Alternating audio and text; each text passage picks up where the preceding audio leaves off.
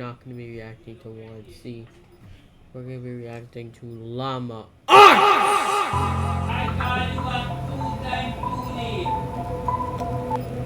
It was around 3 years ago. I was 17 years old and I worked at the local library in my city. Okay. The library was located in the middle of the city, but was totally abandoned in the evenings. I only worked in the evenings, when all the older staff had already gone home. My colleague and I were the only one left there that night.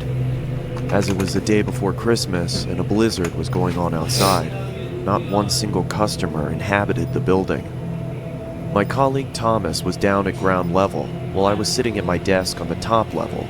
Bro, what kind of bottom lip chin hair is this? That's weird. Normally, I would take the time to study, but it was the holidays and I was completely bored to death. The library was recently renovated. My boy, there's a computer right in front of you. So I could look outside through the big windows that they had put up. I mostly looked at the blizzard going on, thinking about my bike ride home. It was a dark December evening. I don't like windows Snow like was that. piling up. I just really wanted to go home. It's really snowy out there, Tom.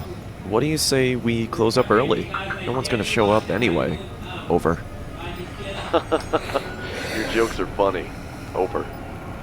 Just 10 minutes before we closed, I heard some people coming up the stairwells.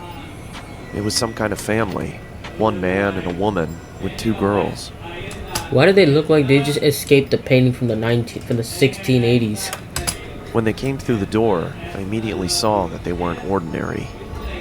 The man had a pale, almost white face and wore red lipstick. The woman was also completely pale. They all wore clothing like they used to be in the 17 or 1800s. Alright, I just want to take a moment to apologize for all the background sounds going on because I am severely trying to understand why on earth whenever I make a video something has to go wrong. I mean, there could be background vocals, singing going on whenever I have to do videos, but just ignore it. Please ignore it. I just had my history exam, so I George Washington, Juliet, and I don't know who these two are. recognized it immediately. While I walked towards them, I saw that they were looking around as if they were lost. "Can I help you folks?" I asked them. They looked at me with big eyes, if I was talking Chinese. I almost thought about bailing, but as we just had a meeting about customer satisfaction, I asked again, a bit louder. "Can I help you folks?" They now all looked at me with a big smile and large eyes. I was totally creeped out and I didn't really know what to do anymore. "If I can help you, I'll be at my desk," I said, and I quickly walked away. When I was at my desk, I could still see the family just standing there, doing absolutely nothing. Tom, have you seen this family that just came in?" Over. "No, no one's come through the entrance. You good?" Over. Now I was even more creeped out. When I looked up, I saw the man walking towards me. From the inside, I could almost cry, Why so fast? but I did my best not to show it. The man stood in front of me with his pale face and called out something in a language I couldn't understand. It sounded like English, but it sort of wasn't. I couldn't make out anything. I looked down at my computer to make it look like I was searching, hoping he would just take off. When I finally looked up, nobody was there. The whole floor was abandoned again. I did a quick sweep of the floor, but I found nobody. As if they just vanished. Just then, my colleague came up the stairs, and I told him what happened. He didn't believe me, and I thought I was trying to scare him. Luckily, there were security cameras in the library, so we could just watch what happened, right? After we closed the library, we went to the security office in the building and looked at the footage from earlier that evening. What I saw then was the creepiest thing ever. I was talking to nobody. The whole family wasn't on the screen. It was just me, talking to myself. Oh my gosh. When you're Bro. the chief operating officer every day. Story by Bram Van Bell. Kristen Johnston. The Roommate. Looking for a new roommate is always a daunting task.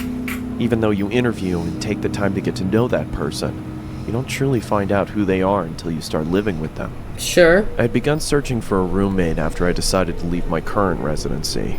I was contacted a couple of hours after placing an ad on the Facebook Marketplace. The message read, Hey Chris, I'll be moving out of my current apartment this August and I'm looking to room with someone new, as my roommates are moving to California this year. I'm 27 and am currently going to school. When I'm not at school, I enjoy hiking and watching movies. I also apprentice at a taxidermy shop on the days I don't have class. Hope that's not weird. It's always been a fun hobby of mine. Anyway, I'm looking forward to hearing back from you. Have a great day, Linaire. My first and most obvious reaction after reading the message was to check her profile. She was a medium height, had long, messy blonde hair and green eyes. That is not messy. In her profile picture, I saw her standing with a man and a woman shoulder to shoulder. They each adorned goofy grins and held up peace signs. Under the photo, the caption read, "Love my roommates."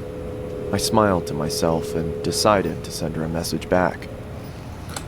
Why do they have this person in the background moving like she's gonna do something? Like, is she gonna jump through that fence and just claw into his window or something? Just, nobody cares about this person, but why is she here? The sun beat down on us as we hoisted various objects to the second floor of our new apartment. It took us a couple days to get everything out of the moving trucks and into our new place, but as soon as we did, a wave of relief washed over our sweat-drenched Bro, that's a very... to our new place. Bro, that is a very long hallway. That's worse than 10 meters. As soon as we did, a wave of relief washed over our sweat-drenched and sore bodies. After a couple more hours of rearranging, we each grabbed a beer from the fridge and sat on the porch. We reminisced about old 90s cartoons and what video games we obsessed over as kids. And as the sun started to set, I truly felt relaxed and confident that things were going to work out. A week later, I started a new job for a construction company that was owned by a good friend of mine. As I was getting ready, I heard the front door swing open. I walked into the living room to see Lunaire and her friend David sliding in a large box. "What you got there?" There's a body in that Foreshadowing. I asked. Through a strained grunt, she replied, I bought a freezer to store some of the animals I'm planning on using in my taxidermy work. I hope that's alright. I was obviously hesitant at first, as there was no mention of this happening in the first place, but I eventually accepted and returned to my room to continue getting ready for work. I came What you mean? It's your house!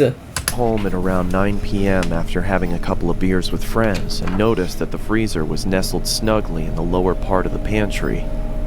A low hum could be heard reverberating off of the inner walls. I was curious to see what was inside, but didn't want to intrude on Lunaire's business. Bro, nobody ever watered that plant in like 30 years. So I went into my room and changed into more comfortable clothing. After changing, I came back out into the kitchen and started making a sandwich. I opened the fridge and grabbed what I needed. As I turned around, I stubbed my toe on the edge of the island. I actually stubbed my toe this morning when I was making tea. I feel that. I feel that, bro. That's the worst pain in the world.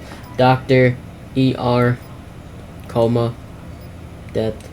Countertop and let out a long, exasperated grunt. Through my frustration, I slammed the fridge door shut and checked my toe to see if there was any bleeding. Why this man got 4 toes? I slammed the fridge door shut and checked my toe to see. Why this man got 4 toes? And why are they so big? And where's your toenail? This is the only toenail I see, and it's not even a toenail. It's a nail. See if there was any bleeding. As I raised my head back up, I was greeted by a shadowy figure. That's creepy. Lunaire was standing in the doorway leading to her room. The darkness behind her almost seemed to envelop her. Is everything okay? She said in a deadpan tone. Well, I'm sorry to keep pausing, but why is she standing like an NPC? Yeah, I'm sorry. I just slammed my toe into the corner of the countertop as I was making a sandwich. I hope I didn't wake you. It's fine. She said, in the same deflated tone as before. She then turned around and walked back into the darkness of her room.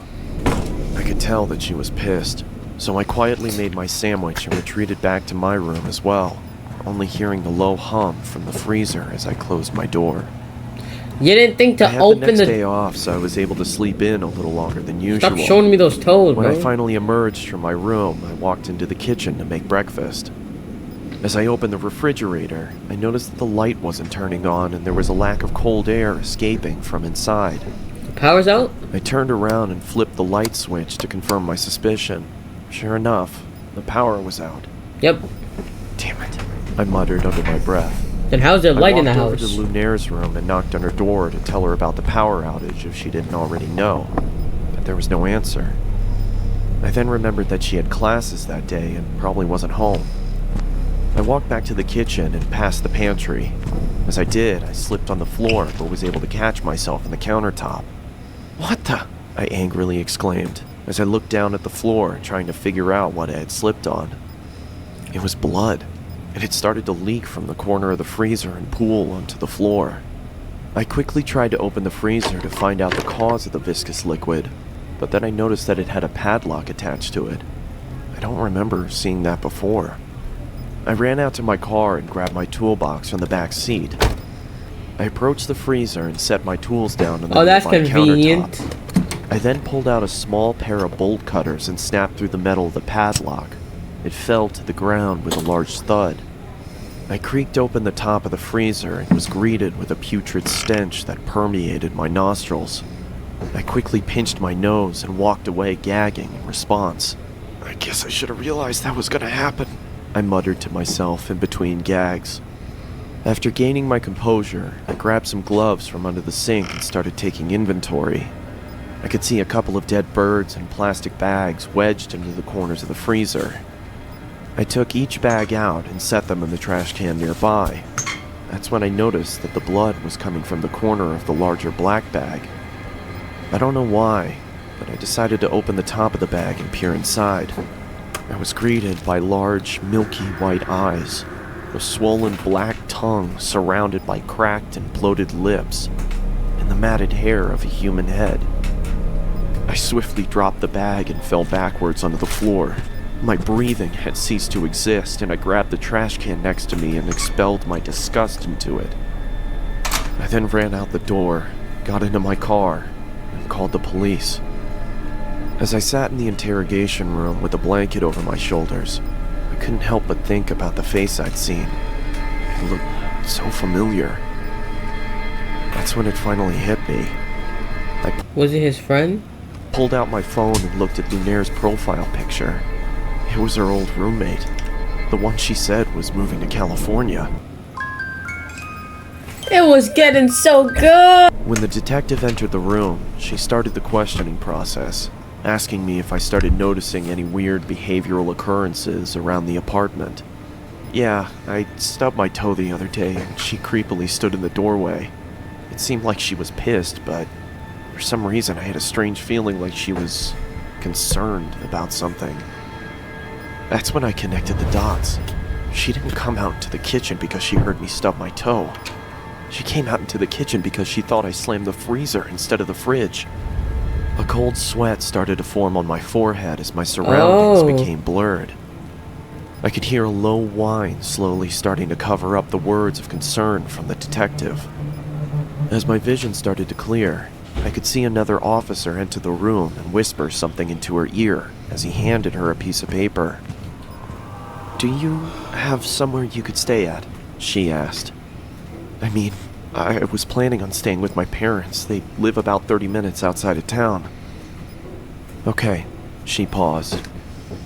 "Listen, I don't want to worry you, but we found this picture inside of your apartment." She slid the piece of paper across the table, and I immediately felt like someone kicked me in the chest. The head of Lunaire's other roommate sat on the chair.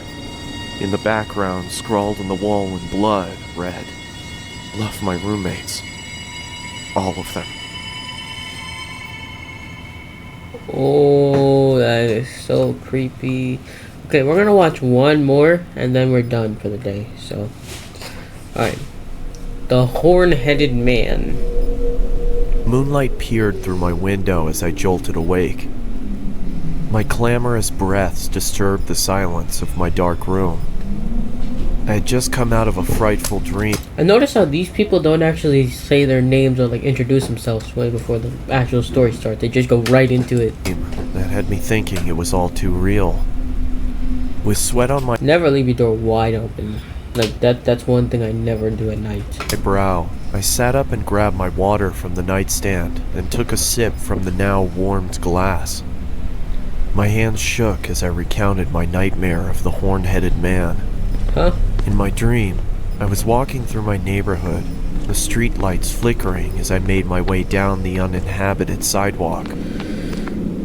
Nothing threatening, just a walk through the midnight hours. A block down, I could see a figure in the distance, walking slowly towards me. His steps seemed mismatched and labored. He passed a few houses looking straight ahead, neither looking left nor right. His head was fixed on the sidewalk in front of him. As I was getting closer to my home, I could see him slowly starting to embark on my territory. I quickly rushed to my front door. Do you guys call your house territory? If you guys do, let me know in the comments, because that sounds weird. And hurried inside. Not to judge Through you. my window, I could see him walk past my property. I was thinking to myself, oh God, please have him keep going, please. He was just about to walk all the way past my front yard when he stopped. His body almost shifted abnormally as he turned to face my home. He just stood there, looking, not moving, Oh! just standing there. The man bore the horned head of a skeletal goat. His body was pale and looked fragile, and his fingers were thin and bony. I thought to myself, what does he want? Slowly, he started lifting a quivering arm and pointed right at me. Whoa, what is... Cut your fingernails, bro!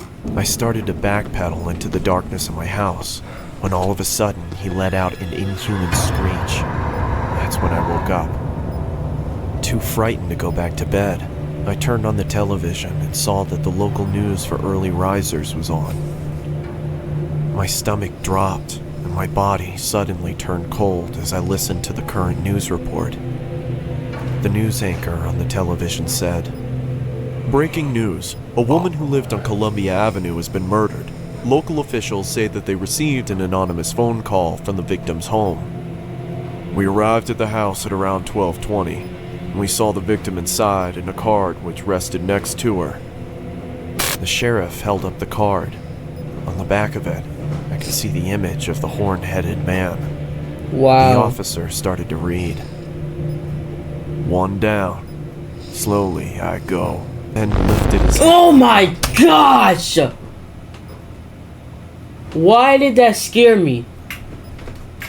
Why did that scare me? Actually, no, that was not intentional. Why did that scare me? No, I was so invested in the story, and then suddenly that came out of nowhere and just scared me. I don't know how that scared me. Oh my gosh, people are gonna laugh at me now. Slowly I go. He then lifted his head back up. His blood started trickling from his eyes and mouth. I sat there shaking, and I couldn't breathe. Columbia's just 3 blocks away from me. I jumped out of my bed and ran to my window. Something within me made me want to look outside. That's when I saw him. He just stood there, Yo. looking, not moving, But why do all these characters have 4 toes? Like, why? just looking. The horn-headed man, his body pale and fragile, and his fingers thin and bony. Well, that's it? Okay, well, I guess that's it for today, guys. Thank you guys for watching. Comment, like, subscribe, and don't you ever forget, if you don't subscribe to this channel,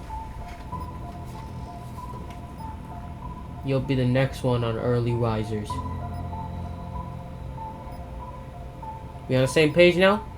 This isn't up for debate, alright? So you gotta subscribe, or else we're gonna have a problem! See you guys.